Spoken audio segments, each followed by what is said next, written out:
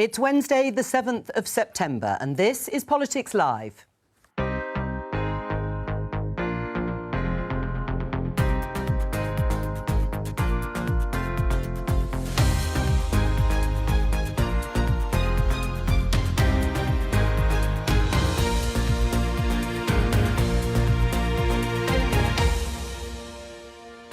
Joining me today, Conservative MP Mark Harper, Labour MP Angela Eagle, New Statesman senior correspondent Harry Lambert and Daily Telegraph associate editor Camilla Tominey.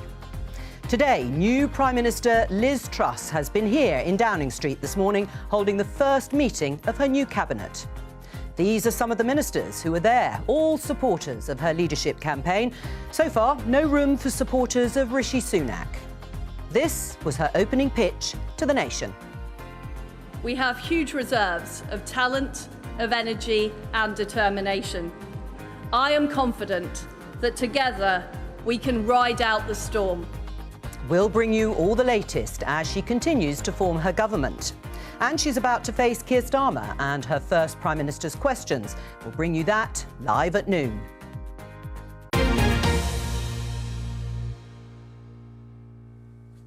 So, Liz Truss's first full day in the new job. Let's just show you some of the front pages and the line they took away from her speech on the steps of Downing Street yesterday. The Daily Telegraph, with the headline, "We can ride out the storm."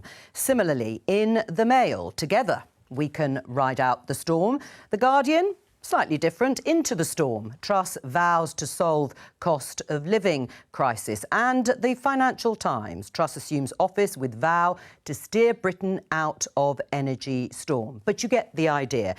Memorable lines from other speeches from former Prime Ministers. You may remember Theresa May's tackling the burning injustices. Francis of Assisi was quoted by Margaret Thatcher. The question to the panel is, how will Liz Truss's speech be remembered?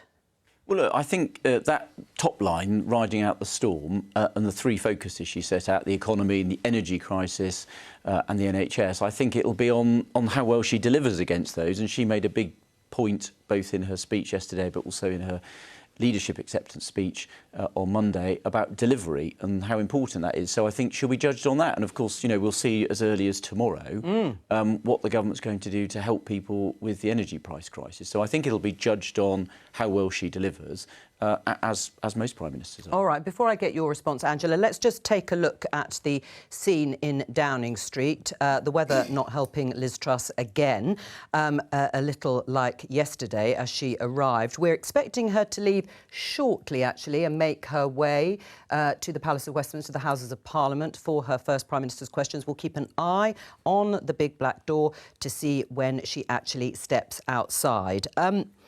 Was it memorable, what she said yesterday? Will you remember it? How will you remember it, Angela? Well, I think it was a series of cliches which were fairly meaningless, so we'll have to wait and see what she actually delivers. Remember, we've had stasis over the summer while people have been worrying about how they're going to deal with the energy crisis and feed their kids and heat their homes this winter in the face of these huge spiralling bills.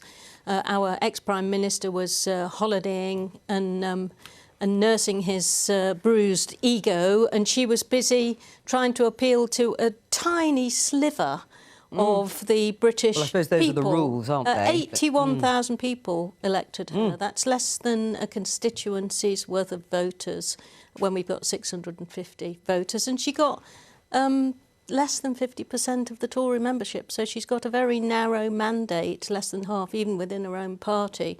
No mandate from the country. So I think my view is we'll be there with our arms crossed, waiting to see what she comes up with. Harry, for you, the words there, her first speech on the steps of Downing Street, the steps of number 10. How will it be remembered, if at all? I don't think it will be remembered fondly by anyone who was listening. I thought it was remarkably unmemorable, her language. There was nothing like the Theresa May burning injustices, that speech in 2017 was also interesting because May outlined a whole series of ways in which the country was unjust. Truss really said nothing of consequence apart from, I think, one thing, which is that she wants to both invest in the country and cut taxes.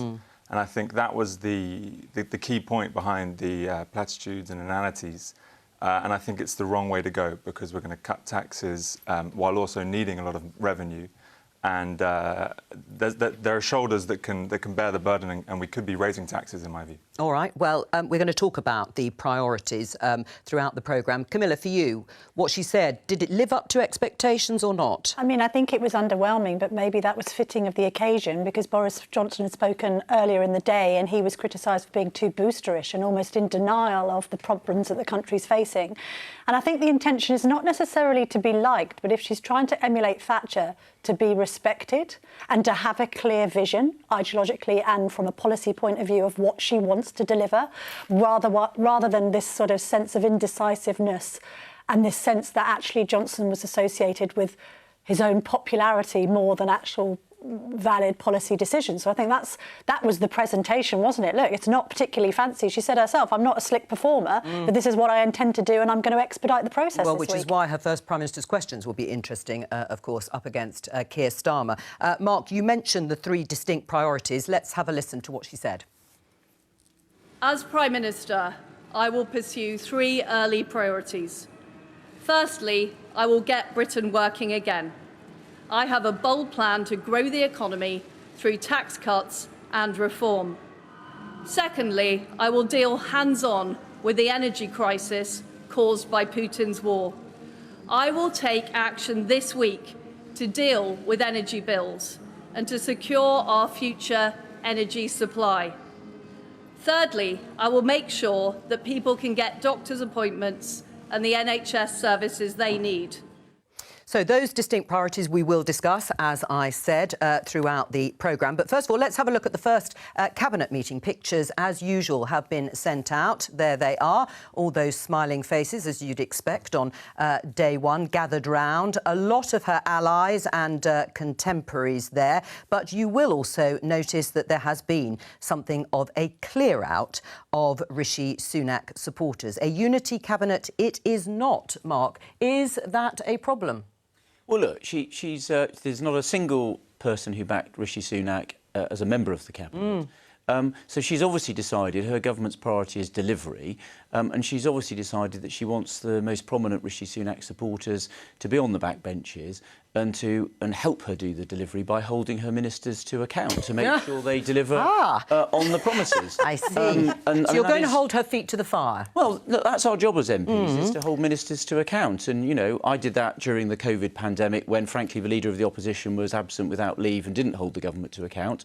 But it's important in government that ministers come to Parliament, respect Parliament, know that there are people that are going to be holding them to account, and that's what raises the quality of delivery. What will you be watching out particularly? What are you ready to go on the attack over? No, I'm going to be very supportive. I mean, I think the most important thing is the issue on energy prices. I mean, I spent the entire summer arguing, as part of Rishi's campaign, that we needed a big plan to help particularly those on the lowest incomes and the most vulnerable, to help with energy prices through the winter. So I'm actually very pleased that the new Prime Minister is going to set out a large, big plan tomorrow to help those people. And obviously the devil will be in the detail. Well, it will indeed. And before we get onto that, Angela, I know you're keen to talk about it, and we will. Let's just show our viewers some of the people who've taken up the new Cabinet jobs.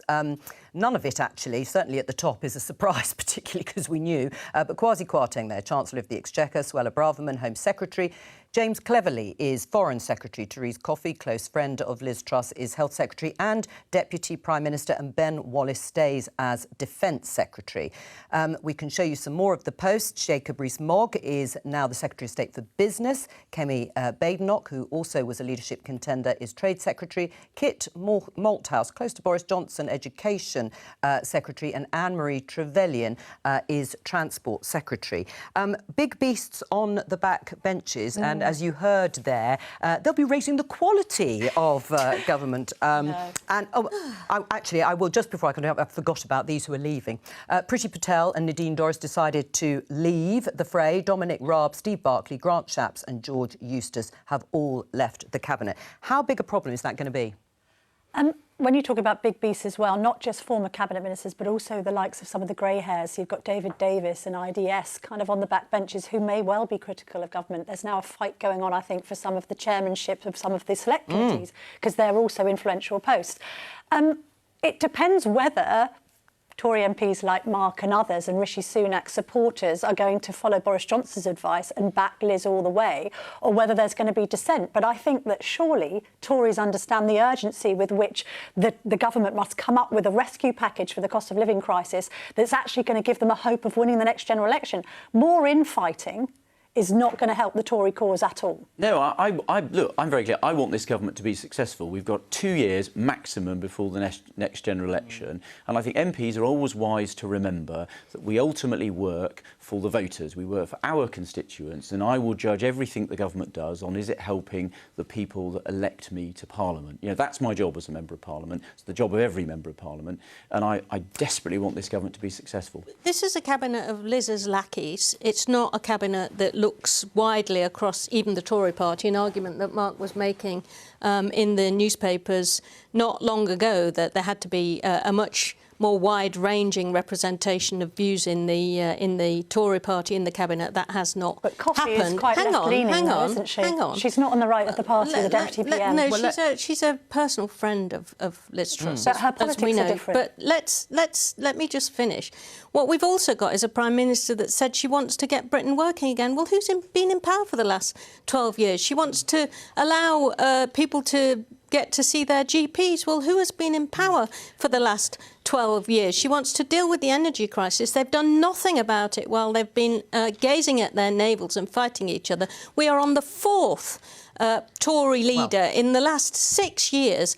The Tory party's turned into a sort of speed dating agency for creating prime ministers every couple of years. They're not fit to govern. Let's have a general election. Mark? Well, look, that's what I would expect Angela to say. But look, I think we should focus on... Look, we obviously had an interregnum during the summer while we were resolving the leadership process. But we did say that we would deal with that as soon as we had a new Prime Minister. And if Liz Truss, as she said, sets out a large package of support for people tomorrow, I think that's what voters will care about. And if the package of support is announced tomorrow to take effect before the price cap in October, and I think most people will go, actually, we're really pleased that the government's taking action. That's what they'll care about, is delivery. Isn't that a problem for Labour, is that actually some senior Tories I spoke to yesterday think, you know, it's only 2 years, 18 months, 2 years to the next election. They are going to focus on that, and they think the delivery of a big energy package is going to take them there, despite Angela's legitimate point that actually it is the Tories that have been in power since 2010. Well, remarkably, the next election doesn't actually need to be held until January 2025. And there is a lot of time for the current government to get through the crisis, and I think beyond the upswing. But I just want to give Liz Truss some credit for her appointments, not because I agree with them, but because I think if you think about things in her perspective, you know, she has the threat of someone like Kebby Badenoch, who she's given the international trade job to, instead of putting her in education where she could be more prominent.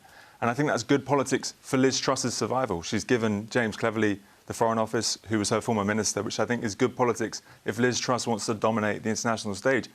I think Truss constantly does things which are good for Truss. I just don't think they're very good for the country. Right. I mean, Andrew, it's also a very diverse cabinet in terms of politicians fulfilling the top roles, coming from an ethnic minority background, and also several prominent women in those positions, things that Labour could only dream of. It's diverse in some ways, which I will acknowledge and congratulate them on, but it's not diverse in others. 23 of the cabinet members are public school educated, only 3 from grammar schools and 5 from comprehensives.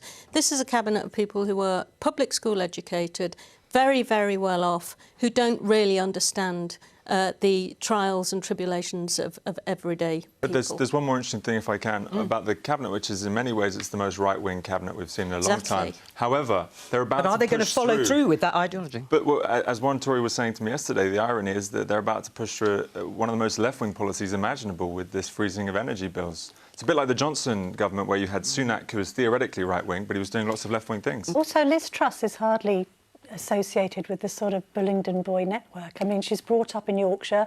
I mean, I think a fairly middle-income family. She went to a state school. Boris Johnson's cabinet had 66% of public school educated people. I mean, it's good to have a Prime Minister that's a northerner. There's quite a lot of northerners in this cabinet. Yeah, but Camilla, what about Harry's point that actually they are, a lot of the members of the cabinet, ideologically on the right, certainly on the extreme historically, right, well, you would say the extreme right, but on the right. But are we going to see far more Labour-style policies when it comes to the big questions on energy? Well, economically out of necessity because of the era that she's in. You could even argue that she might be the right Prime Minister for the wrong time in that respect, simply because, as Harry's pointed out, this is going to have to be the Tory party that once again produces the magic money tree that Theresa May derided. This is a woman who actually said that giving tax cuts that went mainly to the rich and didn't help those who are really struggling was fair. She said that this weekend on Laura Goonsberg's show. But look, that is a very peculiar view of the world that we have to live in if we're going to create a fairer,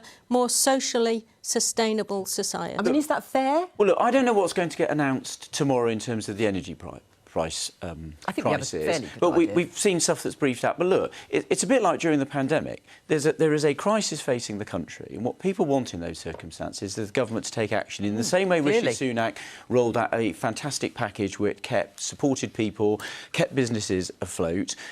Liz Truss looks like she's going to roll out a similar size package tomorrow to make sure that we can get consumers and businesses through this energy price crisis. I think that's what the public want. They want government to look at the reality in front of them, put ideology to one side, and deal with the problem in front of them, but be totally focused on reality. On ideology, you've got Truss, as Angela says, scrapping the national insurance levy. That's going to save the poorest 10% in society £8. It will save the richest 10% £1,800. The richest 10% won't even notice that they've saved £1,800. All right. She said that's fair. Right, we're going to my definition. We can talk about her quote on redistribution in just a moment. We also mentioned Therese Coffey, the new Health Secretary and Deputy Prime Minister and friend of Liz Truss. Let's listen to what she had to say. I'm just about to go into the department and to go and meet our great civil servants I'm going to work with. We've got priorities A, B, C, D, ambulances, backlogs, care, D, doctors and dentists, and we're going to work through that, and we'll make sure that we are delivering for patients. You've written about her, Camilla. I mean, most people, I would say, at home won't know who Therese Coffey is. She's not a household name at all. No, she really isn't. How did she get here? Tell us about her. Well, basically, I think she befriended Liz Truss in kind of the post-student politics days when they joined the Conservative Party. So Liz Truss defected from the Lib Dems, famously. They built up a friendship, and then they both got elected in 2010, so they're the same intake, and also on nearly neighbouring seats in rural Suffolk.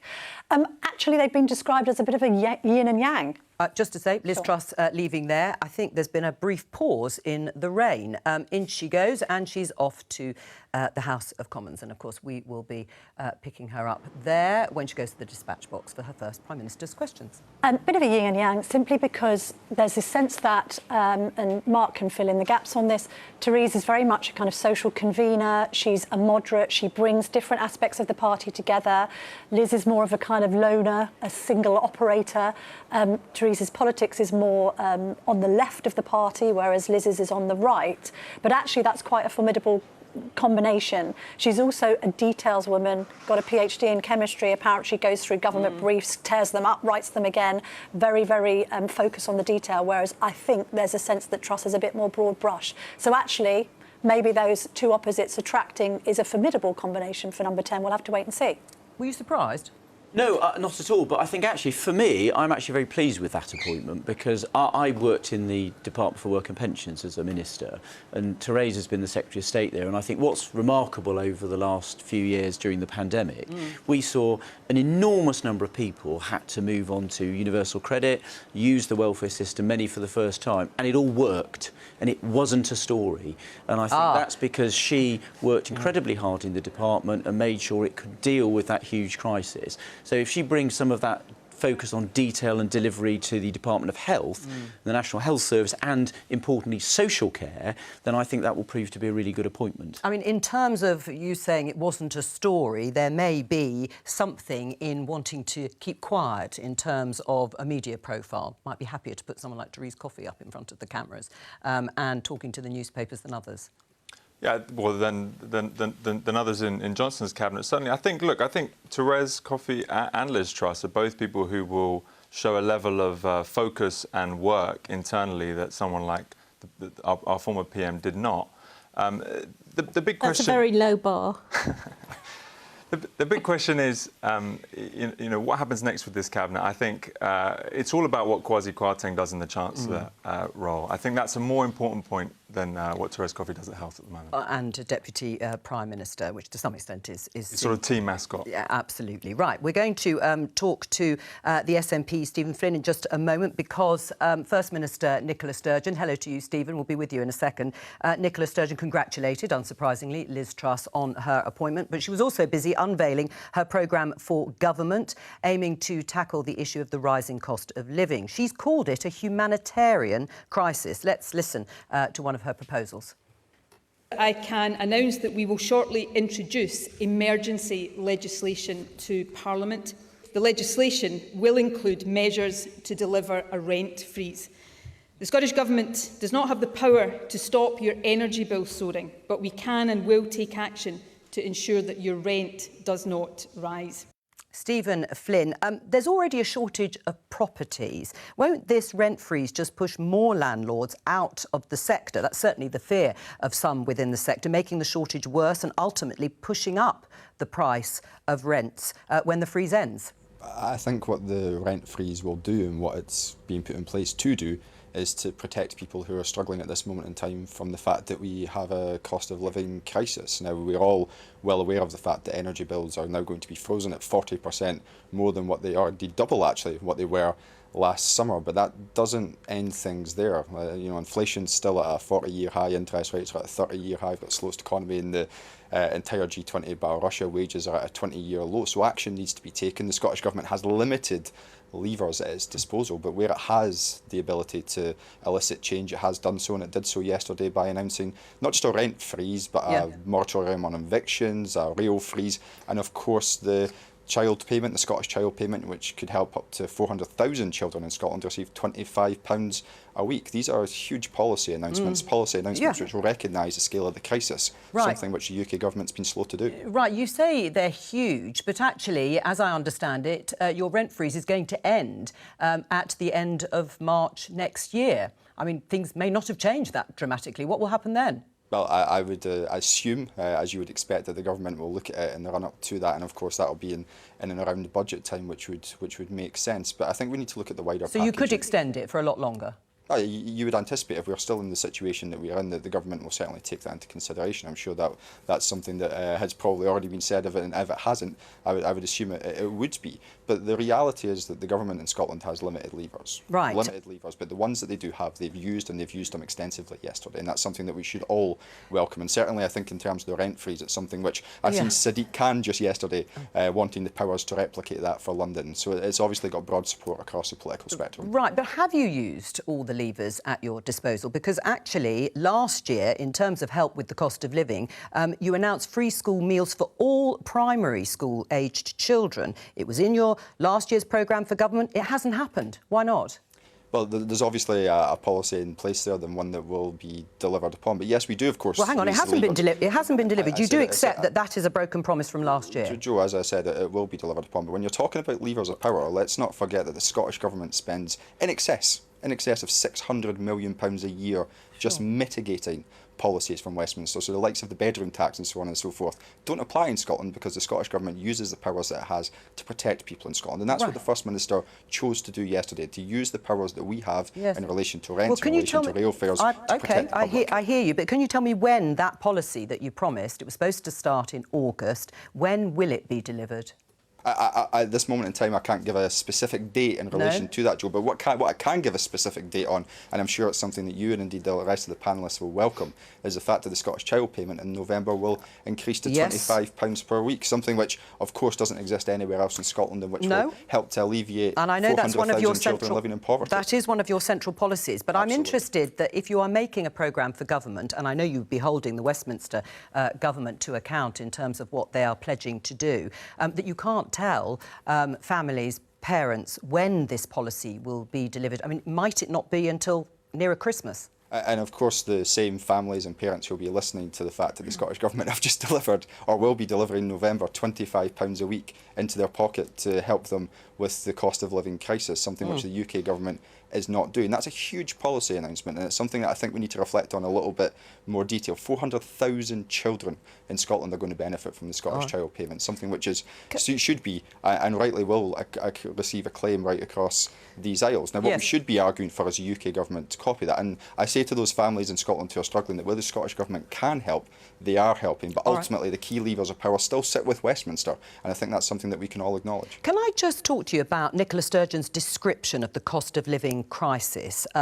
Because describing it as a humanitarian crisis, I think in a lot of people's minds would conjure up the image of war, famine, natural disasters.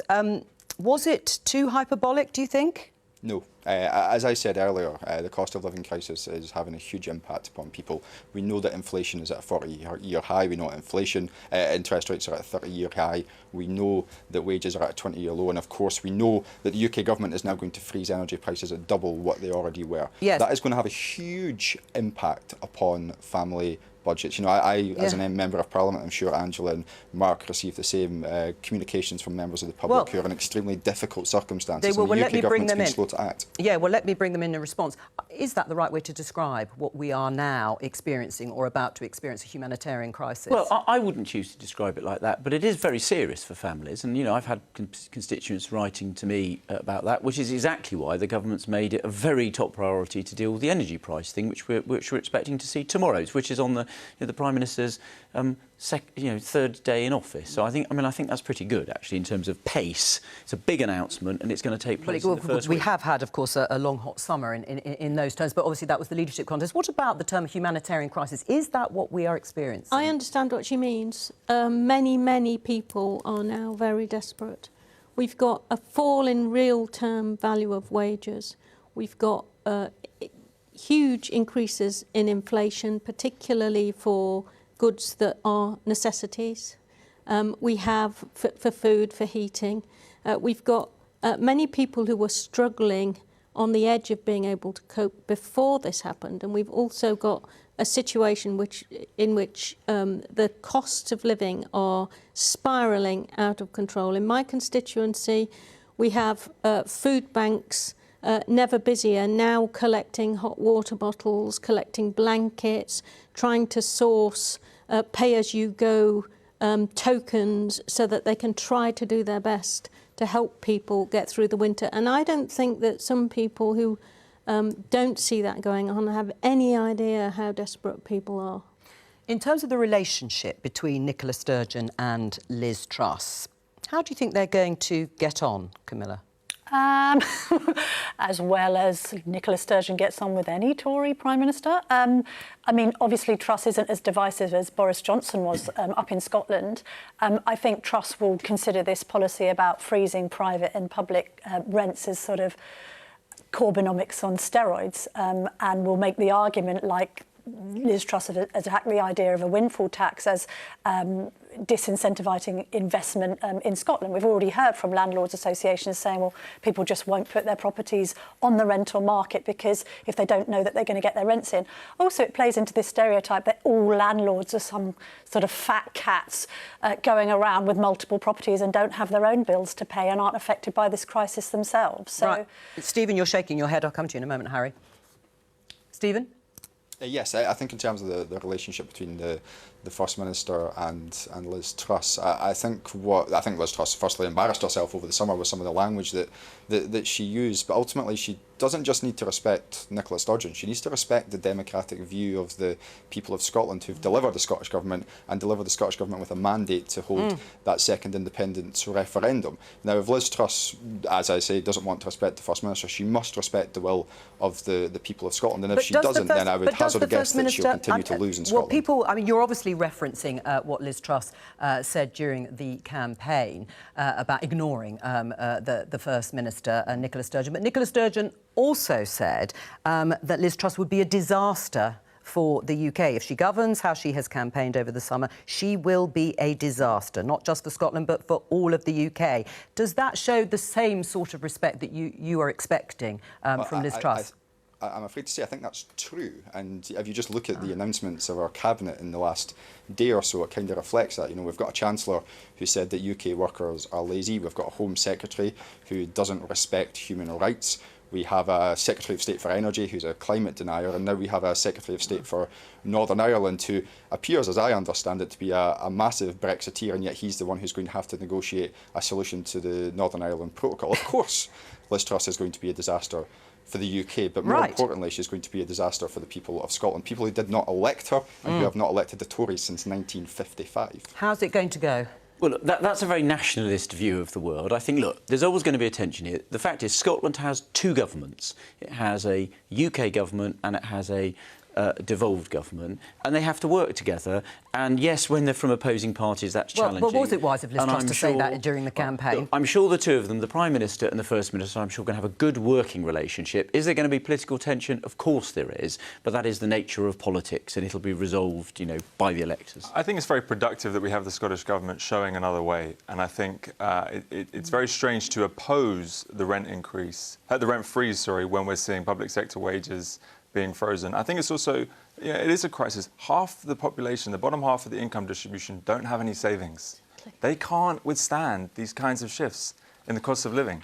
And to go back to Angela's point, I definitely don't want to sing from the Labour hymn sheet here, but the people in the cabinet who are publicly educated, who are from a certain way of seeing the world, just may not appreciate that. And I think the Scottish rent freeze is appropriate, and I think more could be being done by Truss to help with the situation. But the key thing to do that, unless you want borrowing costs to spiral, and they're now 87 billion a year, the debt interest payments, because of the bond markets and the pound sinking, because the international markets are so worried about Liz Truss's economics. You've got to raise taxes where you can, and I think the big place to do that is on wealth. All right, we're going to talk about that pretty well now, but I'm going to say goodbye to Stephen Flynn. Thank you very much for joining us today from the SNP. I'll show you this headline in The Times. It is, of course, the #1 issue. The headline says, freezing energy bills set to cost taxpayers £150 billion.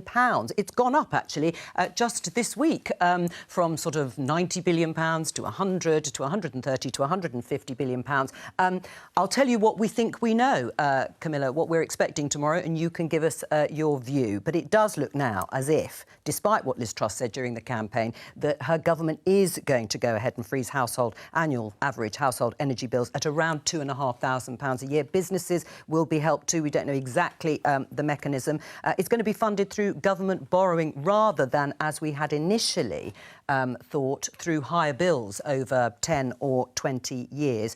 What do you make of her strategy? Well, it's nothing surprising because we've heard this strategy being hinted throughout the whole leadership campaign. Economically, the approach is going to be, of course, to give people immediate relief. It's going to be a pandemic-sized package because we're in that kind of situation, a cost of living crisis. Comparisons might be made. Angela wants to argue it's all of the Conservatives making, but then Gordon Brown often referred to the global financial crisis, and there are global issues. It was a global financial crisis. I think a global issue would be that Russia has invaded Ukraine and pushed energy prices up, so it's not just a Tory invention. But also there's this sense of how do the Tories unite this kind of a unique electoral caucus, which are red wall voters and the kind of blue rinse brigades of yesteryear in the home counties. And that is surely by, A, providing the packages where needed, but also by lowering tax, because people want to have more money in their pocket at the end of the month. And and equally, I take your point entirely, Harry, about taxing the wealthy more. But equally, she's talking about a growth economy, and a growth economy depends on competitive tax rates for bigger businesses to increase investment in this country and create more jobs and therefore create more wealth. And it's classic Thatcherism. Yeah, it is. And for 40 years, we've seen no good evidence that tax cuts for the rich will lead to growth for the economy. And that's for that's a very good reason for that. It's a very good reason for that. If you give money to the rich, they're much more likely to save it than if you give it to those on lower incomes. So the benefits for the economy of tax cuts for the rich are just so starkly unproven. It's amazing that we are in this debate once again. Characterise it as tax cuts for the rich and not tax cuts for everyone, even though the national obviously insurance cut is a tax cut for the rich because only £8 But the national insurance, the levy itself was most punitive towards workers, and not just workers, but also employers. So you had employers who are going to get taxed more personally and have to take more out of wages of their employees, therefore pushing wages down, not up. I don't get this economic argument. Do you want wages to go up? Let Harry or down? respond. Well, it's just we know the distributional effect of the national insurance cut. We saw it on Sunday on the Laura Kuenssberg show. Liz Truss is aware of the effect of this policy. It's going to give a lot more money to the richer 10% of the population. It's give nothing to the poorest 10% of the population. Who don't Right, and I'm going to just pause you for a moment because we're just about reaching the time on Politics Live ahead of Prime Minister's questions to welcome viewers from BBC News Channel. Welcome to you. We are starting to discuss the #1 policy that we are expecting to be announced by Prime Minister Liz Truss, or her government certainly, tomorrow, and that is about a package of support for households and businesses on energy bills. We have PMQs coming up in about 10 minutes' time. Let's talk to Dr Linda Yu, Oxford University economist and author. You were listening, hello to you, Linda. You were listening to the discussion there. She is going to borrow a significant amount of money, Prime Minister Liz Truss, to pay for this energy plan. Around £150 billion is reported. Will it deliver?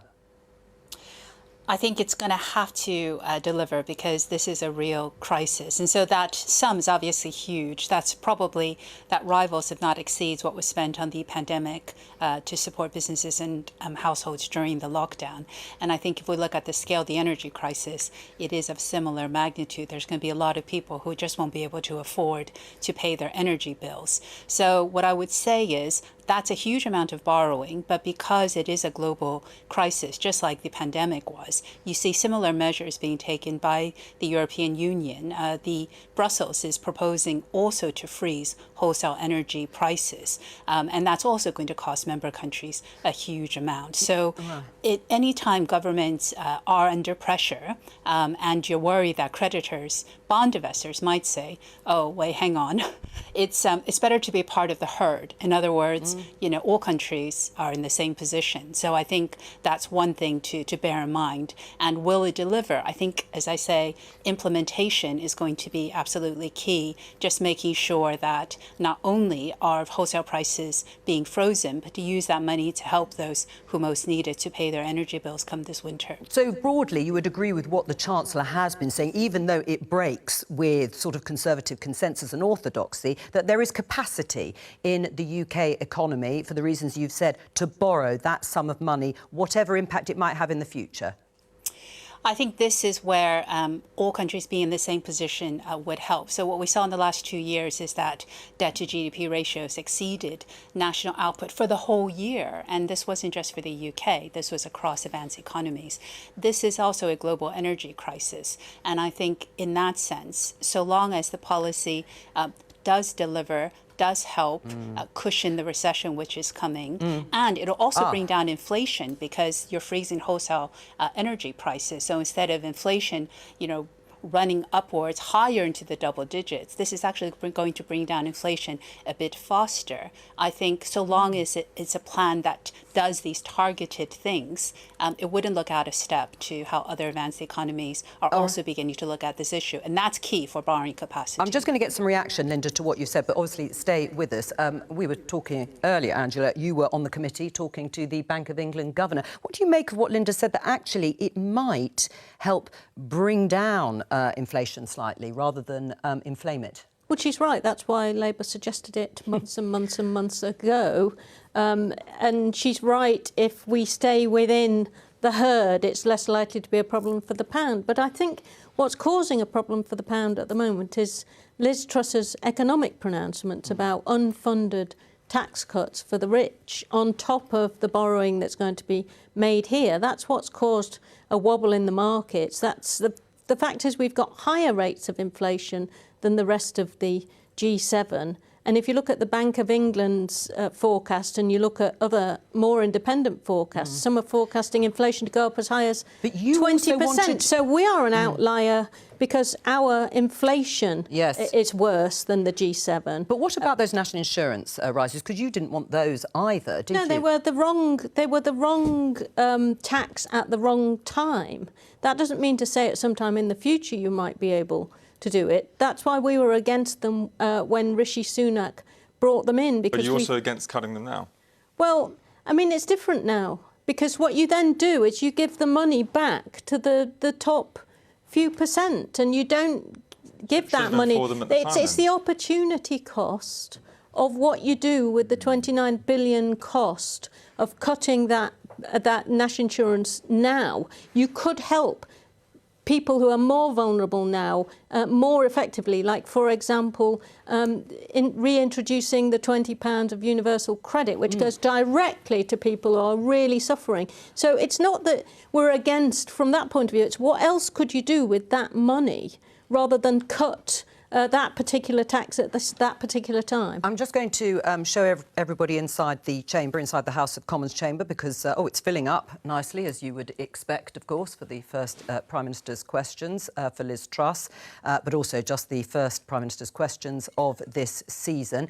We'll go there in a few minutes' time. But interestingly, before I go back to you, Linda, just briefly, I mean, in a sense, Prime Minister Liz Truss is just taking all of Labour's policies. You know, when it comes to dealing with this crisis, yes, maybe going bigger, but essentially these are Labour's policies. No, on the wholesale energy price freeze, if that's what is announced, that was actually something put forward by the industry itself, and they've been talking to government about that, and they laid it out themselves. Look, for me, the important thing is that we help those people that are most vulnerable with energy prices. That's what I was arguing for during the summer, and I'm very pleased we're going to see that package announced tomorrow. Linda, one of the things that a lot of people are confused about is that the tax cuts that are also promised by Liz Truss and the combination of this huge amount of borrowing, how's it all going to lead to growth? Yeah, well, I think that's where some of the tax cuts alone probably are not going to lead to growth. And I'm talking about corporation taxes. There's not a lot of evidence that makes a difference. It's actually some of the things that the previous Chancellor had announced, which is around how you structure incentives around, say, you know, R&D, how transparent your regulation is. Ultimately, those are the kinds of measures. I think what has been described as supply side, those are things that would generate growth. But I think the thing with taxes is because this energy crisis is so widespread, a lot of people who are not on universal, not on benefit, wouldn't necessarily get direct help. I think that's probably where it sounds like that's the target, trying to get it out to more middle class families. But in terms of how markets will judge this, is that over the course of the Parliament, there does need to be a plan to show how the economy will benefit, will grow, because that's what ultimately makes the debt level sustainable. All right. So in other words, we always focus on the numerator, which is the debt level, but clearly the GDP, which is the denominator, that does need to grow. So when we see the announcements, we do need to see how these measures are structured to incentivize firms to hire, incentivize firms to invest. And investment is actually one of the biggest problems that we have. If we could get investment rates up, then growth rates would pick up. Dr. Linda Yu, thank you very much. We will be discussing more of this, you'll be delighted to hear, after PMQs, because no doubt it will be a central part, well, I'm presuming, of Keir Starmer's questioning. A few minutes towards PMQs. Camilla, what about how Keir Starmer and Liz Truss are going to interact in terms of the approach? The mind boggles. Yes. How's it going to feel, do we think? I mean, we think that Liz Truss isn't as slick a performer by her own admission as Boris Johnson, yet at the same time one gets the impression she might be better in PMQs because she's quite good reactively and spontaneously rather than in set pieces. So she might be better at the dispatch box than she is at the lectern outside Downing Street. She's certainly a different proposition. I would imagine, as we've heard today, the Labour shtick is going to be, well, you've had 12 years, why are you having to clear up your own mess? And the Tory shtick is going to be, well, where are your ideas? You haven't got any policies. And we're going to hear a lot of that. We're going to hear a lot of that, Harry. How about Keir Starmer? Should there be a different approach? Does he continue as he did in terms of dealing with Boris Johnson? Well, I presume that, it's a pretty target-rich environment, and I hope that he'll be able to hit a few bullseyes. We'll see. Will there be an issue? I suspect there'll be less bombast from this particular Johnson was Prime flailing Minister. for the last 6 months in most PMQs, and he'd just play his greatest hits, Ukraine and the rest. Starmer couldn't land many blows. I mean, often there was an open goal and he was shooting it over the... Well, I mean, it's always harder than it looks as someone who's done it. I like to think that I did land a few goals when I did it. You should be on the front bench. I mean, will there be an issue of, or a danger even, as Rishi Sunak was accused of mansplaining when it came to Liz Truss during the leadership contest? Will Keir Starmer have to watch that? that or sort of be mindful of it? I think that's always a danger, absolutely. But I think Keir's style is very restrained, shall we say. You know, he doesn't score in open goals, and it's sort of. But it's also unobjectionable. I can't imagine he'll be tasked with the same criticism. What about support? I mean, everybody, of course, on the Conservative benches, I presume, will be broadly supporting Liz Truss, even if they don't actually mean it. Today, anyway. Is it difficult? Is it going to be difficult, though, when, you know, not all of her MPs supported her? Look, in PMQs, it's between us and the Labour Party. And in my view, and I think this is the view of all Conservative MPs, Conservative Prime Ministers are always better than Labour Prime Ministers. And I suspect every single Conservative MP... Of course, I naturally think the opposite. Every Conservative MP will be on her side and cheering her on. Piece of news... let's go into the chamber. You could have fooled us from watching how they've behaved. With Paul Hamilton. Paul, lights up. Question number 1.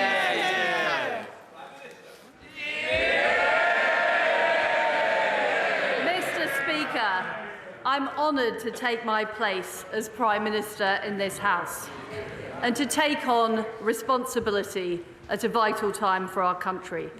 I am determined to deliver for everybody across our United Kingdom. I will work constructively with all members of this House to tackle the challenges we face. Mr. Speaker, this morning I had meetings with ministerial colleagues and others. In addition to my duties in this House, I shall have further such meetings later today.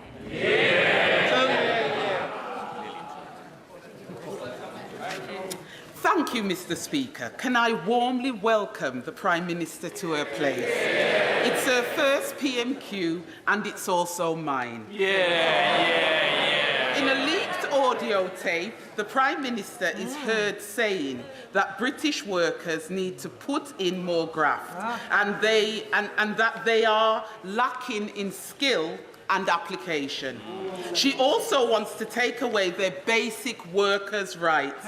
In my Erdington constituency, the latest figures from the Commons Library show that children over 7,000 households are living in child poverty, and that 68% of those households have working parents. So does the Prime Minister believe that thousands of working parents on low income in my community should just put in more graft? Well, I congratulate the Honourable Lady on her first Prime Minister's question. And what I am determined to do as Prime Minister is to make sure we have an economy with high wages and high-skilled jobs. And the way I will achieve that is through reducing taxes on people across our country and boosting economic growth. That is the way that we will make sure we get the investment and the jobs that people deserve. I want to warmly congratulate my right and honourable friend on becoming the third woman Prime Minister.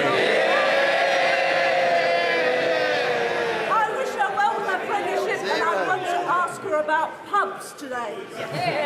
A pub restaurant in my constituency in Barnet got in touch with me to say they were struggling to find an energy supplier, and the quotes they had got hold of showed that they would be paying a 600% increase in their bill to £320,000. They can't survive that. Will she ensure her plan to tackle the energy price crisis helps businesses in the hospitality sector, which our communities value so much? Well, my right honourable friend is absolutely right.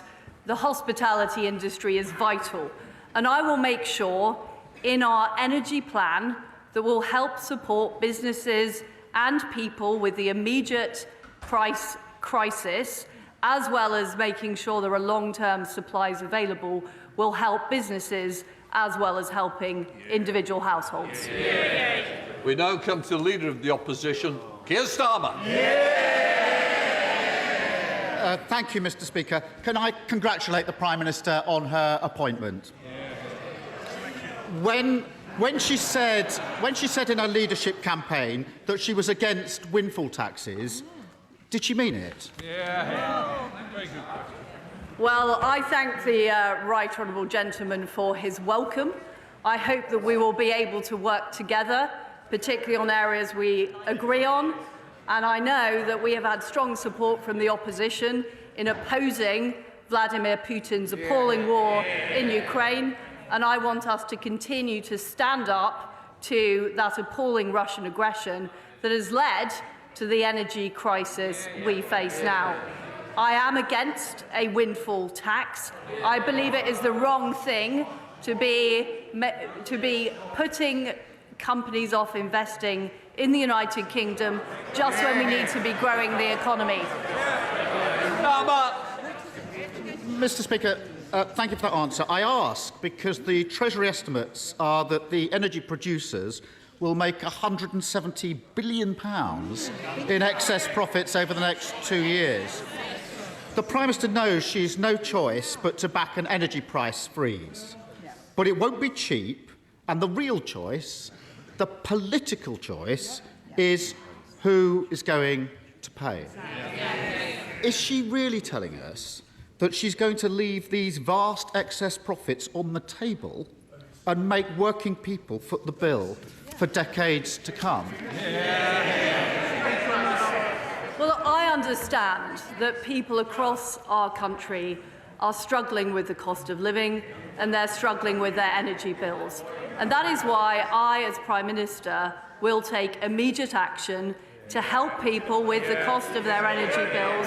And I will be making an announcement to this House on that tomorrow and giving people certainty to make sure that they are able to get through this winter and be able to have the energy supplies and be able to afford it.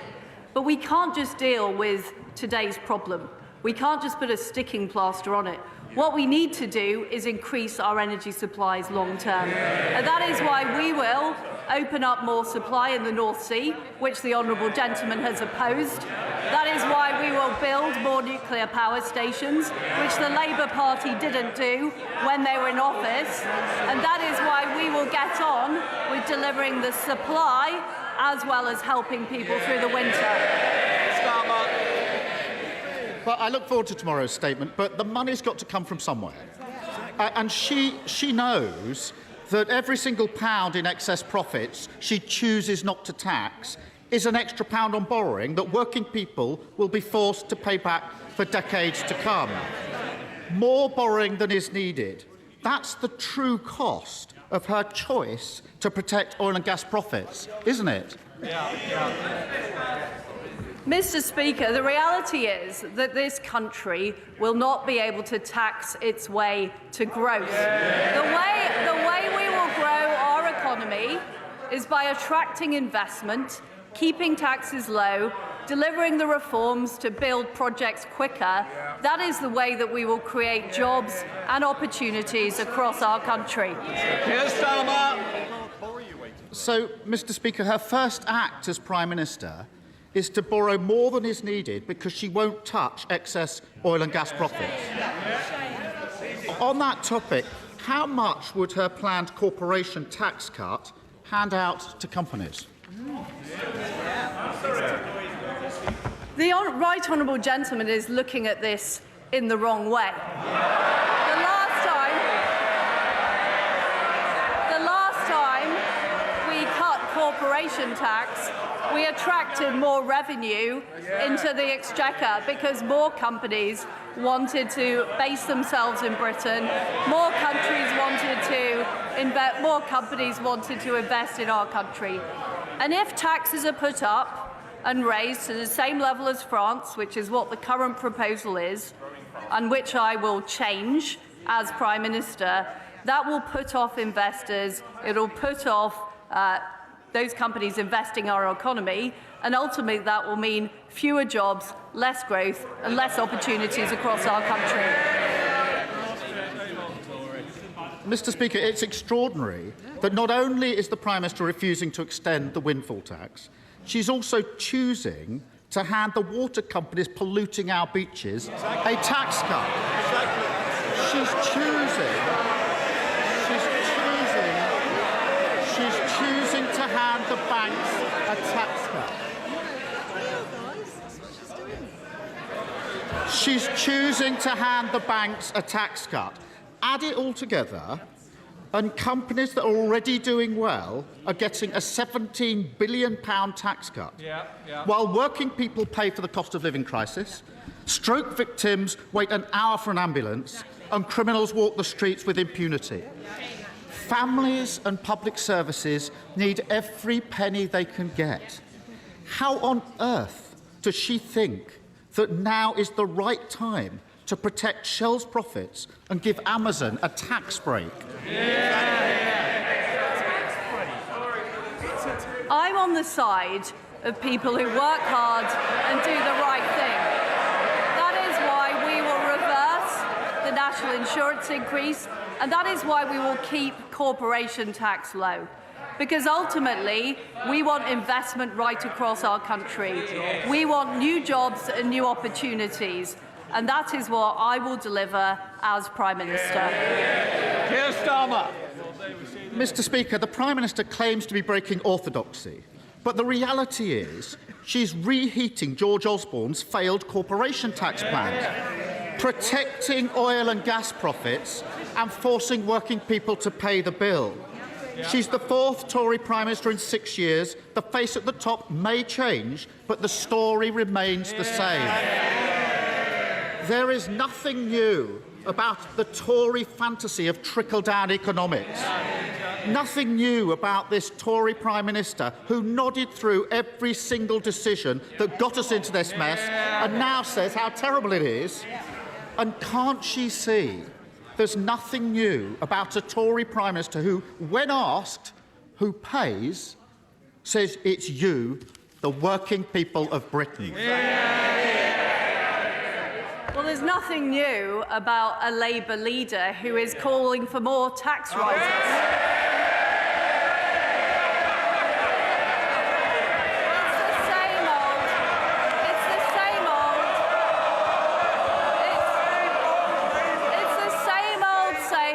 Tax and spend.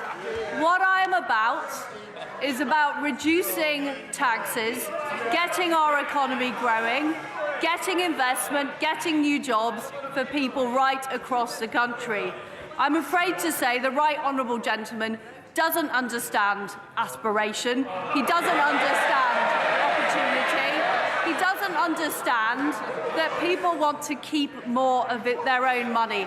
And that is what I will deliver as Prime Minister. I will take immediate action to help people with their energy bills, but also secure our long-term energy supply. I will take immediate action to make sure we have lower taxes and we grow the economy. And that way, I will ensure we have a positive future for our country and we get Britain moving. Thank you, Mr. Speaker. And firstly, can I congratulate my right honourable friend, the Prime Minister, for a successful campaign to become our party leader and the Prime Minister of the United Kingdom. Mr. Speaker, it is right and proper that the government focuses its attention on rising energy costs for households across the country. But as we've heard, businesses big and small are exposed to horrific energy price increases, with no restraint provided by the domestic energy price cap and no support from government so far. For the sake of businesses in West Cornwall and on Scilly, the jobs they provide and the economy as a whole, what can my friend, the Right Honourable Prime Minister, do to ease the energy costs facing our businesses? Well, my honourable friend is right. We do need to address the issues businesses face, and the package that we will be announcing tomorrow will do just that. Leader of the SNP, Ian Blackford. Thank you, Mr. Speaker, and I'm sure the thoughts and prayers of everyone in this House will be with the families that were caught up in the terrible shooting over recess in Kyle and McCalsh, and indeed in Liverpool as well, and we trust that the families will be fully supported. Mr. Speaker, let me congratulate the Prime Minister and her family on her appointment.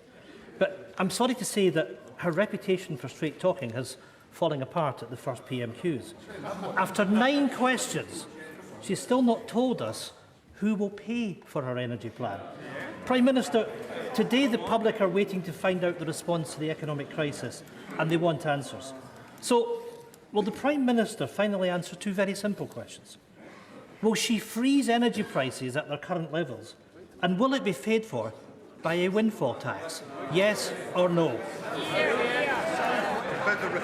Well, no, it won't be paid for by a windfall tax. I don't believe we can tax our way to growth. And what I want to see is us using more of our UK energy supply, including more oil and gas from the North Sea, and nuclear power in Scotland as well. And I hope I can count on the SNP's support for that. Here, Blackford. Well, thank you, Mr. Speaker. Can I say that on her first full day as Prime Minister, she has failed to rule out. Shh. Let's hear the next question. Ian Blackford. The Prime Minister may have changed, Mr. Speaker, but it's the same old being shouted down by the Tories. On her first full day as Prime Minister, she's failed to rule out a Truss tax on households and businesses, instead of targeting the profits of massive corporations with a windfall tax. The Prime Minister plan appears to be a decade-long raid on the bank accounts of ordinary taxpayers. These costs must not be passed on to consumers and businesses by deferring bills. Government must announce an enhanced windfall profits tax, making sure that those oil and gas producers pay their fair share from excess profits. Does the Prime Minister understand that her first act as Prime Minister will now define her? A Truss tax that households and businesses will be paying for years to come. Well, I'm not quite sure what the right honourable gentleman's position is, because on one hand, he doesn't seem to want oil and gas extraction from the North Sea, and on the other hand, he wants them to pay more taxes. Why does he make up his mind? Chris Lauder. Thank you, Mr. Speaker. Can I also warmly welcome my right honourable friend to her seat as Prime Minister. Mr. Speaker, Scottish Power, Bulb and E.ON, just three of many energy suppliers that say they provide 100% renewable electricity. Yet constituents of mine in West Dorset are baffled that the energy regulator allows those prices to rise on par with oil and gas. Would my right honourable friend confirm that she is on the side of the consumer in her energy policy that we'll hear from tomorrow?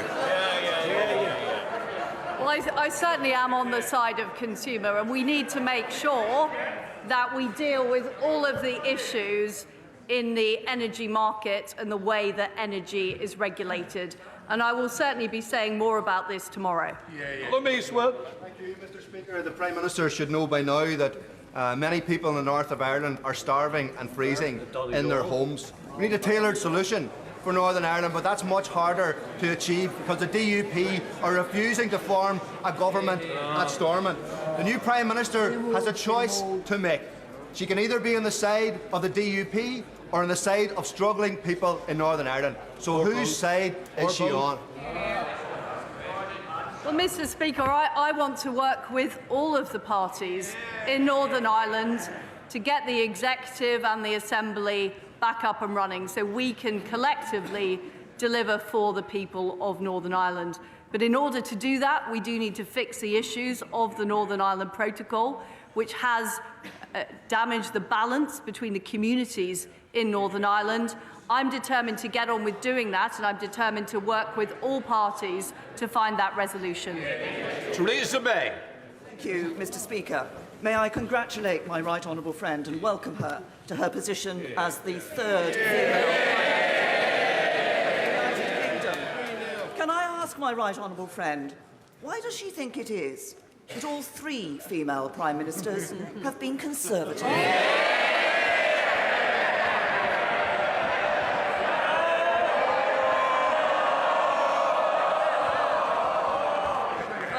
I thank my right honourable friend for her fantastic question. I look forward to calling on her advice from her time in office as I start my work as Prime Minister. It is quite extraordinary, isn't it, that there doesn't seem to be the ability in the Labour Party to find a female leader, or indeed a leader who doesn't come from North London. I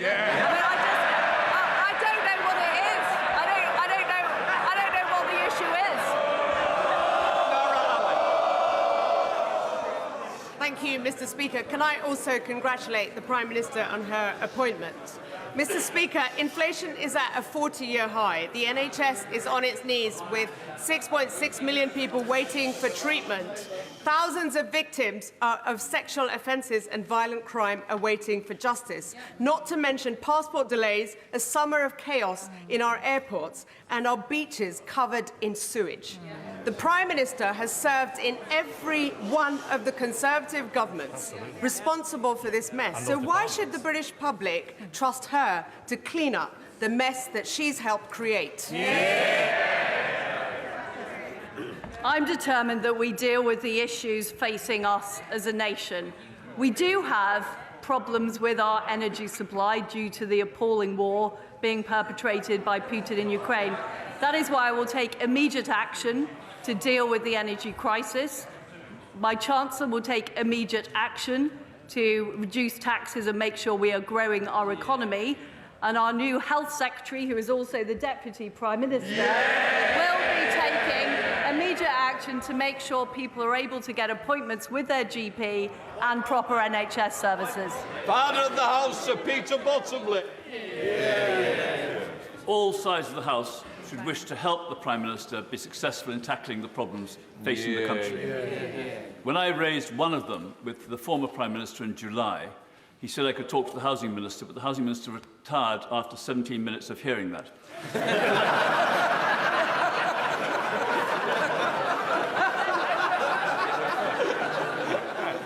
Can I ask the Prime Minister to look to see why the Planning Inspectorate are able to overturn Council's planned protections for green lungs, and will she look at what's happening to the Goring Gap, the A259 in Worthing West and in South Downs constituency, because local councils have no role if they can't protect what matters most to them.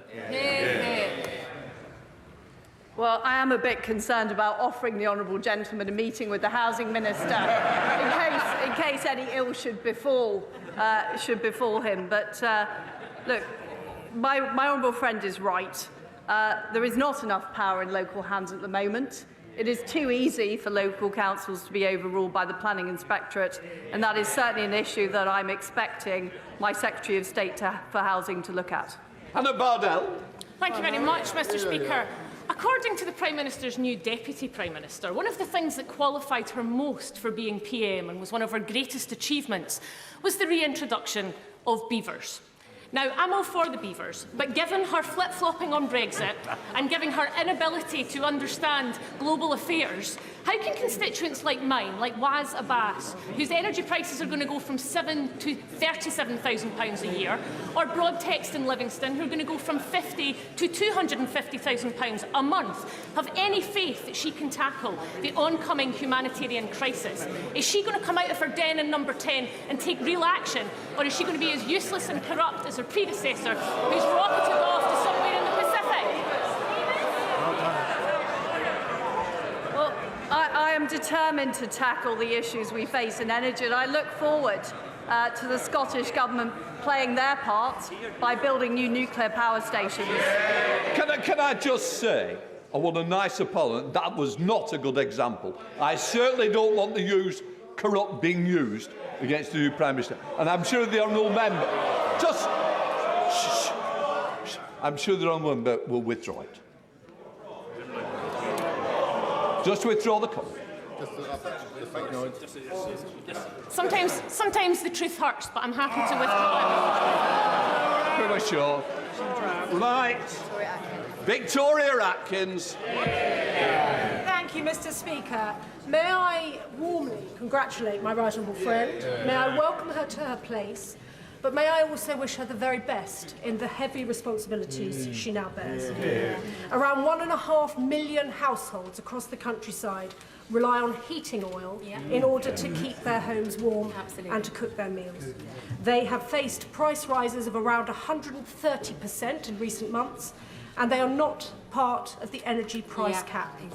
As rumours abound about what tomorrow's statement may hold, will my right honourable friend confirm that those 1.5 million households, many of them in rural areas such as my own constituency, will be specifically included in any mooted ideas about an energy price freeze? Well, my honourable friend is right, and many of my constituents too rely on heating oil for their fuel, and we need to make sure that we are looking after everybody in this very, very difficult winter that we're facing. Martin Day. Thank you, Mr Speaker. Members may be familiar with the work of Bowness firm Ballantyne's Castings, an iron foundry in operation since the 1820s, which in recent years has done much work around the parliamentary estate. Without the protection of an energy price cap, this specialist SME is witnessing unaffordable costs, with bills rising from £13,000 to £120,000 per month. Heavy energy users face a disproportionate burden and clearly need more support than other businesses. What will the PM do to protect our strategically important and energy-intensive industries? Well, I very strongly agree with the honourable gentleman that there are strategic industries that we need to make sure who use a lot of energy. We need to do all we can to help them become more energy efficient, but we also need to make sure that they're able to remain competitive in the global marketplace, and that is certainly something the Energy Secretary is looking at in preparing this package. Dr. Kieran Mullen. Can I congratulate the Prime Minister on her appointment and tell her I know my constituents wanted to succeed at a difficult time. Outside of the immediate challenges of energy and inflation, levelling up remains a priority for them. One way to demonstrate her commitment to levelling up would be to choose a town like Crewe to host Great British Railways. Can she ensure that levelling up is at the heart of that decision? Give it to Crewe. Well, Crewe is, of course, a great railway town. My honourable friend is absolutely right. I'm not going to prejudge the decision that will be made, but what I will be doing as Prime Minister is absolutely focusing on levelling up and making sure we're attracting the investment and growth into parts of this country that have been left behind, so they have their fair share of opportunity. Alex Davis-Jones. Mr Speaker, the new Prime Minister is now finally in post. But make no mistake, she does not have the support of the British public. She can't even rely on the backing of her own MPs. And people in Pontypridd will never forget that she played a key role in a government that failed millions. So will she now finally do the right and decent thing and call a general election?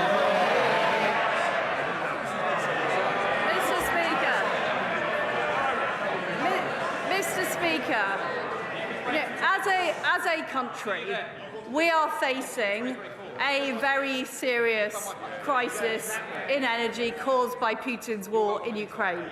We are facing... Hold on. One of the members for Stoke is getting very carried away. And I know as a former teacher he wants to show better behaviour than he's showing at the moment. Come on, Prime Minister.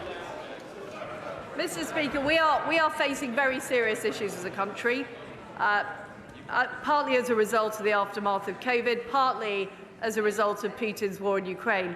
What the British people want is they want a government that's going to sort it out. And that is what I'm determined to do as Prime Minister, sort out the energy crisis, get our economy going, make sure people can get doctor's appointments. That's what I'm focused on. Nick Fletcher. Mr Speaker, I would like to congratulate my honourable friend for the position as Prime Minister, but I'd also like to thank her for the support of my campaign to keep Doncaster Sheffield Airport open. Would she now help further right into South Yorkshire Mayor Oliver Coppard and Peel Holdings Chairman John Whittaker to remind them of their powers, duties and responsibilities to the people of South Yorkshire and beyond? And will she use the full weight of her office on these decision makers so as to keep our Doncaster Sheffield Airport open? Well, regional airports, including the Doncaster Sheffield Airport, are a vital part of our economic growth. And what I will make sure is that the new Transport Secretary is immediately onto this issue. I know she is, I can tell.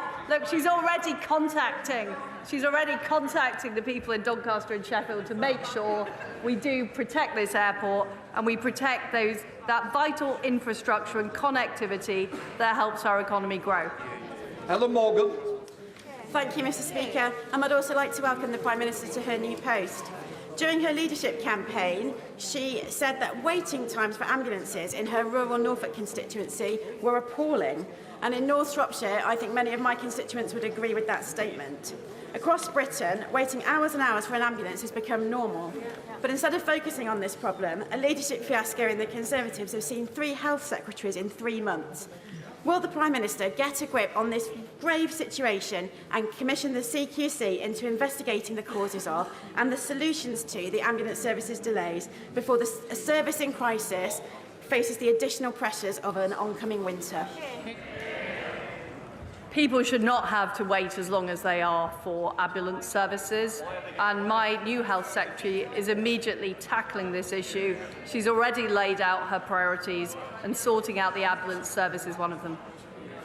Dame Caroline Downage.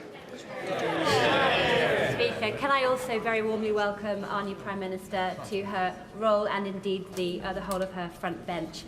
September is Childhood Cancer Awareness Month, and as she knows, cancer is still the biggest killer of children under the age of 14. So I wonder if she could restate her government's commitment to publish a cancer 10-year strategy, but also embedding a childhood cancer mission at its very heart.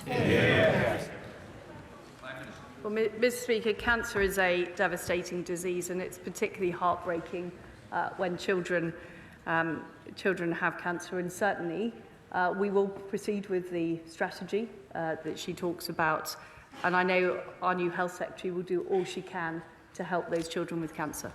Sir Tony Lloyd.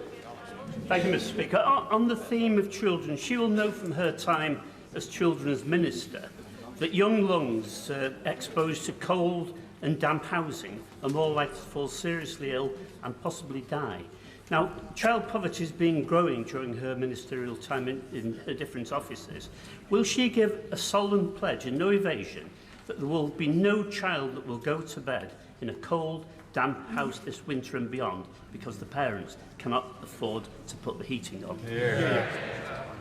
But this is why it's so important that we do tackle the issue of energy, and I will make sure that people are able to afford their energy bills at the same time as dealing with the long-term supply issues to make sure that we are resilient in energy and never get into this position again. Mr. Speaker, it is the standard practice of the European Union that when they can't get their way in negotiations with the UK, they play for time and wait for a new leader who they hope will have a different view to their predecessor. For the sake of clarity, would my right honourable friend confirm that it is the UK's preferred option to have a negotiated settlement as far as the Northern Ireland Protocol is concerned? But if that is not forthcoming, then we will proceed with the protocol bill that is currently going through Parliament. Well, first of all, can I thank my right honourable friend for his service as Northern Ireland Secretary. He is absolutely right. We need to resolve the issue of the Northern Ireland Protocol. My preference is for a negotiated solution, but it does have to deliver all of the things we set out in the Northern Ireland Protocol bill. And what we cannot allow is for this situation to drift, because my #1 priority is protecting the supremacy of the Belfast Good Friday Agreement. Rachel Hopkins. Speaker, the new Prime Minister tells us she will deliver on the NHS. Well, that's a turn up for the books, because after 12 years of Conservatives driving our NHS into the ground, we have record waiting lists, people dying in ambulances outside A&E, and nurses using food banks. So given the Prime Minister has served in the past 3 Conservative governments on that watch, can she explain why we should trust her to deliver? I mean, I don't agree with the way she is talking down our National Health Service. The fact is that our health service did brilliantly in tackling COVID, in delivering the vaccine rollout, and in getting this country back on its feet. But we do face challenges now with the backlog following COVID. And this is why the new Health Secretary is going to work to address those challenges. Jeremy Wright.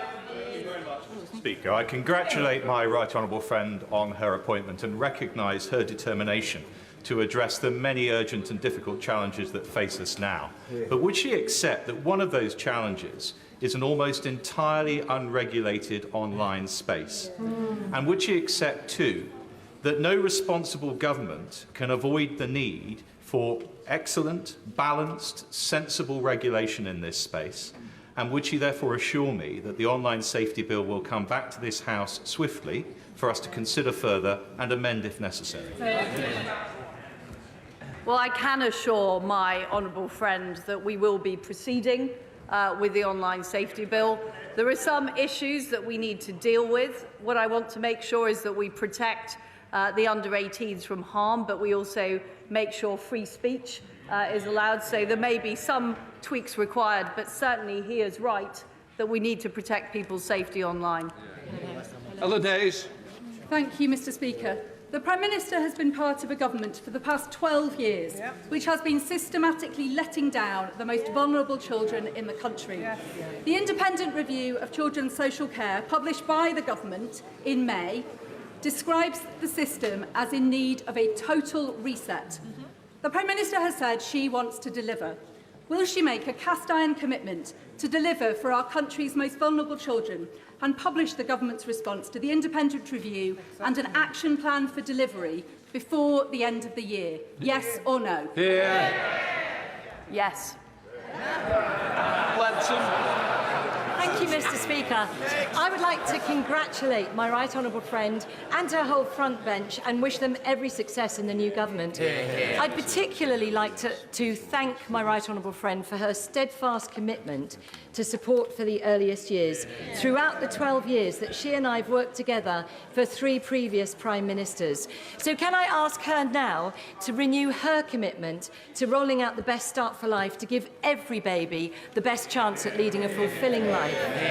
Prime Minister. My right honourable friend has done such a fantastic job championing this issue, developing the policies, and I am committed to following through and delivering for children, because what we know is intervening early, helping children early is the best way to help those children have a successful childhood and ultimately a fulfilled life.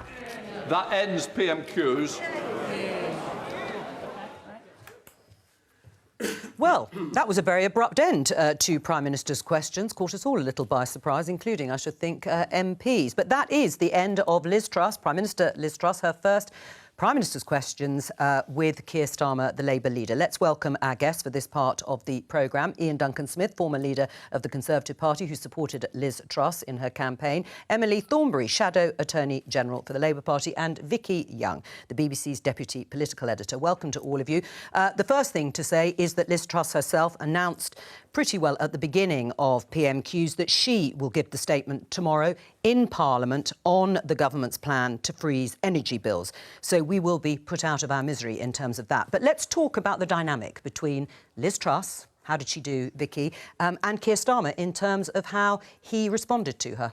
Well, it's always a moment, isn't there, where there's a new face in one of those roles, and Keir Starmer now is the old hand, you know, facing her. Now, look, I think even, you know, Liz Truss's closest friends would say she's not the best performer when it comes to making speeches or being on the media. She's actually a bit more comfortable at the dispatch box, I would say. I think she started off pretty nervous, but she did get into her stride. She kept it pretty simple, as did he, and I think what was interesting is it got right to the heart of this matter, the whole issue. It was a policy, wasn't it? Yeah, it was very much about prices. Yes. She, against her instincts, has realised she's going to have to do a huge state intervention to help people. So that is very clear that it's going to be big. They want this, in a way, to stop being an issue, because actually, if the government somehow matches what Labour has said, you know, that then deals with this for quite a long time. So what Keir Starmer has done, knowing that, has got to the heart of who pays and trying to draw that dividing line between what he says Labour would do and what he says the government would do. He's saying she's letting these big companies get away with huge profits and putting the burden on the working person. And that is the fundamental argument we're going to hear now over the next few months, with Liz Truss making the case for tax cuts and growing the economy. And of course, everyone then saying, well, how do you make that happen? Right. Well, let's just stick with the Commons moment. Ian, let's take you back to when You stood at the dispatch box as leader of the Conservative Party. In opposition. I was in opposition. It was quite different. But what did you make of her first outing as Prime Minister there? Well, first of all, there's a distinct difference now between what was before with Boris and with her. Hers is a much more focused, business-like way of doing it. She actually answered the questions directly, so you couldn't be accused of running around the questions. She certainly did, which is why Vicky's right. We end up in a very clear dispute on a particular area of territory. I thought she looked pretty confident, really, in her own way. That's how she works. And I thought, therefore, it was a good performance. And it was a good performance because I think, if I look at Keir Starmer, I've had to do that job. It's not the easiest job in the world to be leader of the opposition because you ask a question and you have to assume you know how they're going to answer it to follow it on and follow it on. So you have to be quite light on your feet. But I think he will, for a while, struggle to get the right way of dealing with her because he's been used to dealing with Boris Johnson. So with Boris Johnson, it was all big booster stuff, lots of loud voices and men shouting at each other. Now, all of a sudden, there's a woman on the other side, and it's becoming much more direct. So it'll be interesting to see how that dynamic changes in pure theatre, as it were. But I think today, I think he was really very cautious about how he dealt with it. They got to the right arguments in the end, but there was no kind of slanging match going on, really. I mean, do you think that's right, Emily? Do you think Keir Starmer was treading quite carefully because it is the first time he's faced Liz Truss across the dispatch box as Prime Minister? I think each time you get, you have to ask questions of a new person, you have to reset. So although he's got experience of asking questions at Prime Minister's questions, to get somebody new in is quite different. I mean, I've been against Boris Johnson, I've been against Liz Truss. It seems everybody that I shadow ends up being Prime Minister. So Braverman is next. But I've also done Prime Minister's questions on behalf of the opposition. And I think one of the things which struck me was that you didn't get, and people don't realise this, because on television you don't get, the mics don't pick up everything, but I don't think there wasn't the kind of wall of noise. But, you know, to do that for the first time. So, you know, so she's done departmental questions and where there's a relatively small number of people. She's done, I think, Northern Ireland Protocol, which may have had 150 people in the chamber. But to go in and for there suddenly to be, you know, 350 people shouting at you can be, that wall of noise can be very intimidating. And I think, you know, we both had it. But I don't think it necessarily happened today, which was kind of interesting. Yes. And will have made things, you know, I think obviously it's better, but it would have made things easier for her. I think what she did was that she'd obviously done a lot of prep for it and she had a number of sort of relatively short scripted answers that she gave to everybody, including kind of relatively friendly questions. So I think that, you know, it was a kind of, it was a sort of cautious day out for all sides. And we'll see how it goes. All right, let's get to the substance, since that is what they talked about and clashed over. So we think we know the broad plan. It's an enormous amount of borrowing, perhaps costing up to £150 billion. The question is how it is going to be paid for. Why won't the government, why won't Liz Truss accept that another tax, a windfall tax, on the excess profits of oil and gas producers is the right thing to do? Ian. You're talking to me? Yeah. OK. Well, first of all, she's right in this regard, because if you look at you've got to remember the government already has gone a windfall tax on the first 15 billion that they put out in May. That was based on a windfall tax. They're meant to be getting 5 billion off the oil companies, the oil and gas companies. The problem is they won't get that 5 billion. They'll be lucky if they get about $1 billion off it. I was looking at some forecasts the other day, and the reason for that is that these are global companies. And the more you try and nail them down on a single tax, the more they start shifting their tax base. Now, whether you like it or not, that's a fact of life. So first of all, it's a political process, an argument about whether you should tax those who are making profits. The question is, excess profits of £170 billion, but, you know, when they make losses, do you intervene with them? No, you don't. So the key balance here is, what do you need on balance? First of all, what is important to the public, I think, is will the government step in and make sure that they don't have the frightening prospect of being unable to heat their homes during the winter. This is the number one thing that certainly my constituents talk about. They don't get involved in how you're going to do that. That's a government matter. So the debate, though, between the two sides is whether or not you think that the more you try and hit people who run businesses with taxes, the more likely they are no longer to invest and to pull that investment somewhere else. So this is a balance about the future in terms of growth versus whether or not you take a knee-jerk reaction and try and say, this is a good political gesture, but it just won't get the money that you think it gets. This is Emily, likely to be a package of 90, 100 billion, and you'll be lucky if you get much money off them. I mean, that is true, that even Labour's own figures are talking about £8.1 billion in terms of what a windfall tax will raise. That is a drop in the ocean compared to 100 and 150 billion pounds. They are already taxed. Do you accept the points that Ian Duncan-Smith is saying in terms of them being able to move tax base, that it may work politically for a bit, but no more? I think this is a question of whose side are you on. I think we begin with everybody agreeing that we cannot allow people to face the sort of increase in... So that's kind of non-debatable. Yeah. So it really is a question of who is going to pay for it, right? And given that the prices are going up so much, and given that the oil companies are going to make so much profit out of oil taken out of the seas around Britain, right? So they're British-based companies. It's going to be very difficult for them to wriggle out of this. And given the amount of the billions and billions, 17 billion profit that they're going to be making, then yes, why should they make that excess profit at this time? And why is a former Shell executive, that is our new Prime Minister, giving all this money to Shell and all the other companies and just going, oh, don't worry about it, you know, we're going to keep the price low, but you can have all this public money. And then the question is, once we've given the oil companies all this public money, you know, who is going to have to pay for all that borrowing? It's going to be ordinary working people. And at a time like this, every single pound should count. Is it fair?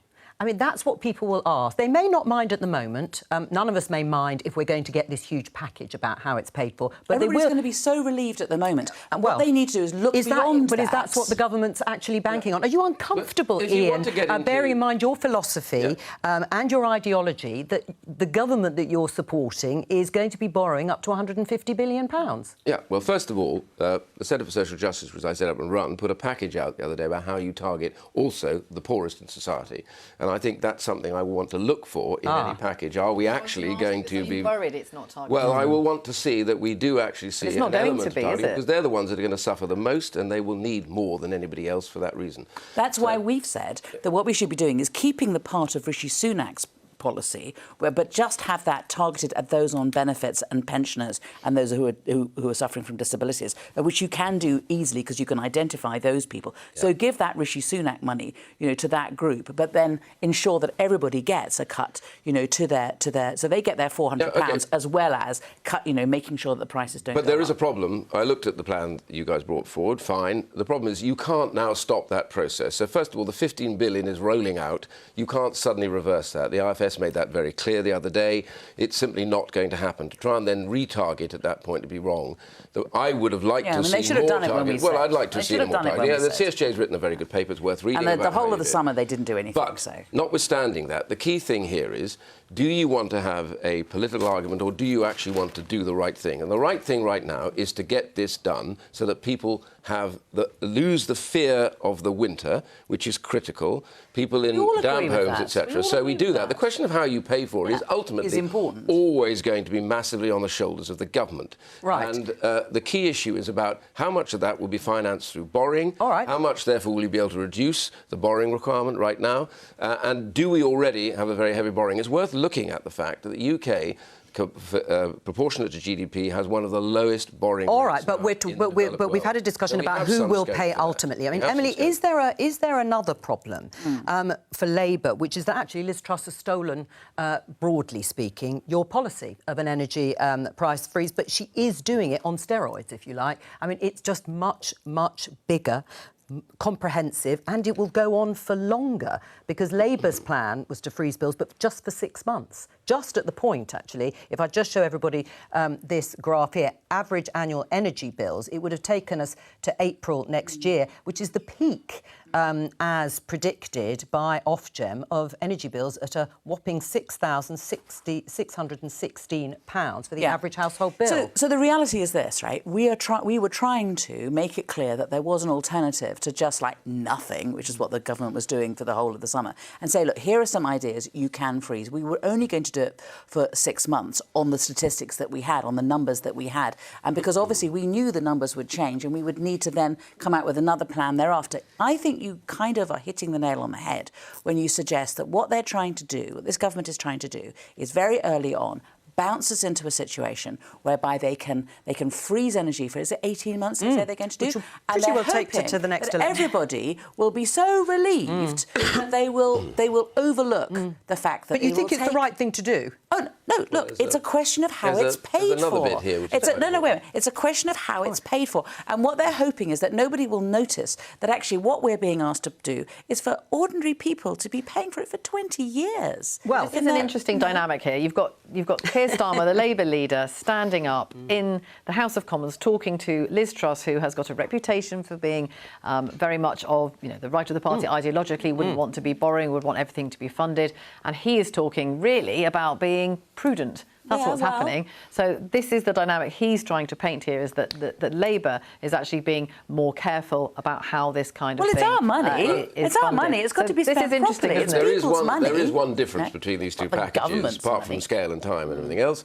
It's that when Labour put forward their package, it didn't actually affect business. Bear in mind, business was not capped, so they've had to suffer the bigger, higher prices. What I hope and believe the government will do now is recognise you have to cover businesses as well, particularly small businesses. Well, and some of them are going to the wall already. already. Which is why the cost will be greater. Right. Because it's going to cover, everybody's going to be hit, and the small businesses are the ones that you really need. Well, let me just pick up on something that Vicky has just said in terms of a bit of political cross-dressing when it's come to the sort of questions and answers, because in contrast to Liz Truss, recent other Conservative Prime Ministers haven't always been so relaxed about borrowing. Let's take a look at this from the 2015 election campaign. I became Prime Minister at a time when there was no money left. And I bring this with me everywhere, the note that the Treasury Minister left. And there it is. Dear Chief Secretary, I'm afraid there is no money. Do we go right back to the start with Ed Miliband potentially propped up by the SNP, who want even more borrowing, even more spending, even more debt, all the things that landed us in that mess in the first place? I never want us to go back there again. What's changed, Ian? Do you not care about borrowing anymore? Let's get this in perspective. 2019, early 2020, we are hit by the single biggest event that has hit any government since the Second World War. The COVID crisis, the lockdown, all industry was shut down. Reopening it has been difficult. Demand has outstripped supply globally. It's not just in the UK. You are looking across Europe, into the USA. Germany's about to head into recession. France is about to follow. Italy is now screaming that they don't want to follow on the sanctions with Russia any longer. There's real problems. That has led to this next phase of the crisis, which is high inflation. Now we've got the war in Ukraine. That's led to problems with energy. So the truth is, for the last 3-4 years, a government has faced probably the single set of biggest crises that anyone does. So that's Ian, absolutely fine if you're dealing with that particular but there'll be a lot of people, Ian, who will say, I don't remember David Cameron and George Osborne making the same sort of concessions at the global financial crash, which they obviously always blamed Labour directly for. But on that, Wes Streeting, your colleague, was in that chair earlier in the week and said that Labour is judged by different standards when it comes to tax and spend and issues of borrowing. Do you agree with that? Is Labour just being too cautious, would like to go further but feels it can't? I think that what people need to know from the opposition is that we are a government that they can put their trust in. And I think that the Conservatives do spend a huge amount of time trying to label us as being profligate. And it's simply not true. And, we appreciate that the money that is spent is not just the government's, but belongs to individuals, and every single penny must count. And so we do not put forward any policies in opposition that cannot be seen to be, we say not only this is what we're going to do, but this is how it's going to be paid for. And, and we are doing our utmost to show that people can trust us, they can put their trust in us, and that hopefully in 2 years' time, we will be a government that people can be, thank goodness, a sensible, proper government that understands it's our money they're spending. Ian? Yeah, well, it's always the battle at the end of the day is always who do you trust? I mean, there's no question about that. I think governments... I'm not sure I agree with Wes Streeting. I think governments are all judged on much the same criteria, which is, do you believe what they're saying to you? Have they a record of being able to deliver reasonable politics and a good economy?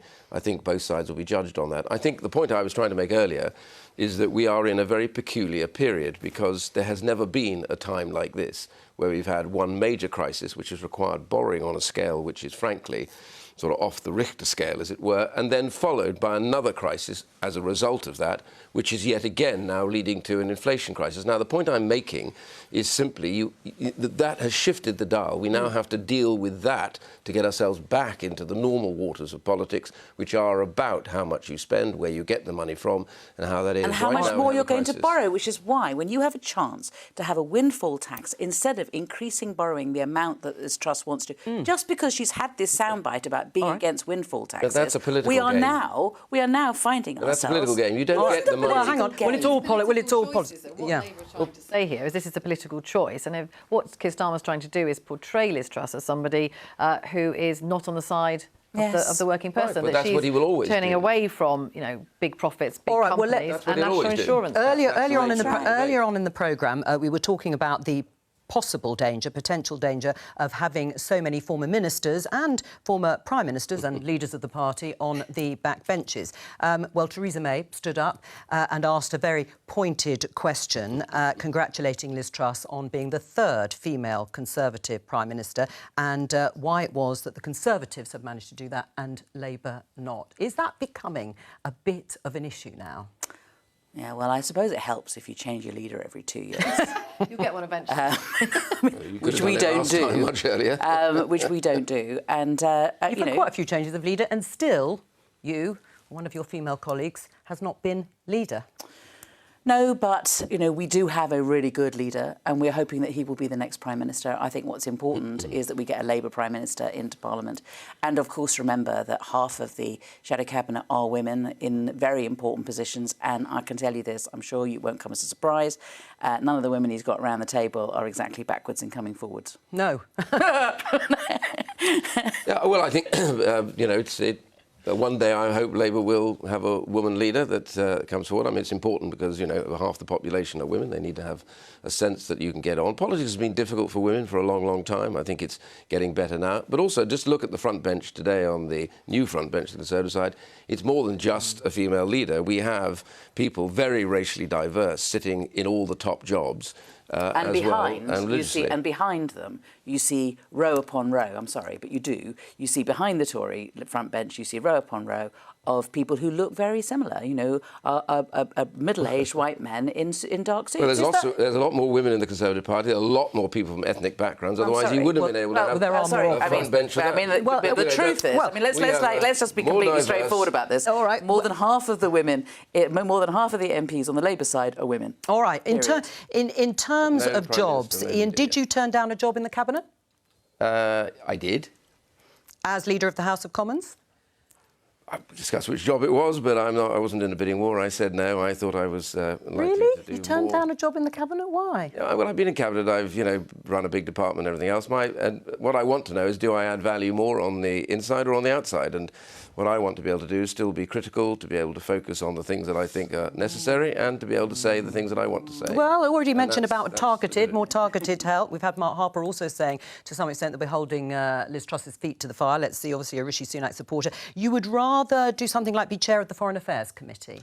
Well, I'm interested in it. I haven't made a declaration, but I'd like to come and do that. But I also set up the Interparliamentary Alliance on China. I'm very concerned about the threat there. We've got 26 countries involved. We have co-chairs on the left and right of every country. We're meeting in Washington next week. There's going to be 60 of us from different parliaments all over the world. So this is important. I'm also chairman of the Centre for Social Justice. So there's a lot I want to do. And well, it's about you just take a balanced decision. It's about influence, isn't it? I mean, Emily, do you think, as a former Shadow Foreign Secretary, do you think Ian Duncan-Smith would be good as chair of the Foreign Affairs Committee? That's a bit unfair. I don't think he wants my endorsement. But in terms of influence, do you think you have more influence on the backbenches? Well, it's just what you want to do. If you just want to sit around, that's fine. And if you want to be in Cabinet, I don't... people want to be there. It's a huge quite crowded with lots of people on the backbenches offering advice, isn't it? Yes, it is. But my general view is nothing about it. I want the government to succeed, but I also want to be able to continue to do the things that I do. And I'm interested in a whole range of things. So. All right, well, that's all we have time for. Of course, we will be back tomorrow. More Politics Live at 12:15 on BBC Two and on the BBC iPlayer. But thank you very much to all of my guests for today. For the first Prime Minister's Questions for Liz Truss. Thank you.